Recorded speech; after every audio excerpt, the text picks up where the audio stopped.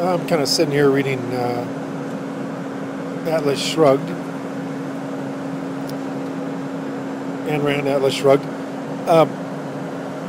If you haven't read it, you should read it, no matter what you think about politics or economics.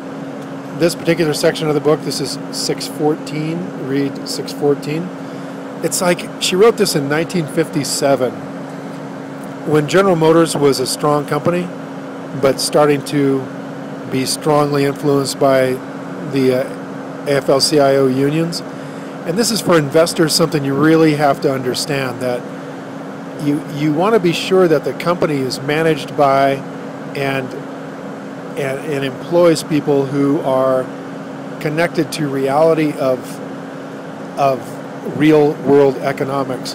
When employees have a union and put a gun at the head of weak management, and weak management agrees to go along with demands that they reasonably know they shouldn't be able to afford, you end up producing more and more bad automobiles, and you take the gold stamp of General Motors, the great brand, and you ruin it.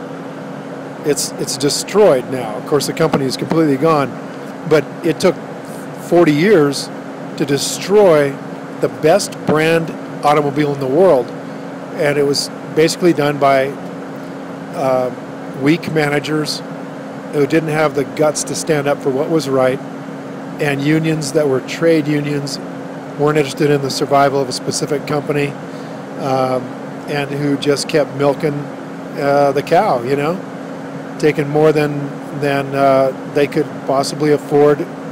At the time they started doing it, there wasn't any worldwide competition, but competition ended up killing them. The capitalistic system cannot be screwed with. You can't take more than it's worth, because somebody's going to come along and take your business. Japan took it this time, and if they don't continue developing better and better automobiles, then China will take it away from them. So Atlas Shrugged has got a whole section on the 20th Century Motor Company, which went down the tubes because of that sort of a situation. So it's worth reading, man. I like that book a lot. I don't like everything she says, but I like the general principles are very, very good. If you want to be a good investor long term, you should read Atlas Shrugged by Ayn Rand, written in 1957. Very good stuff for investors.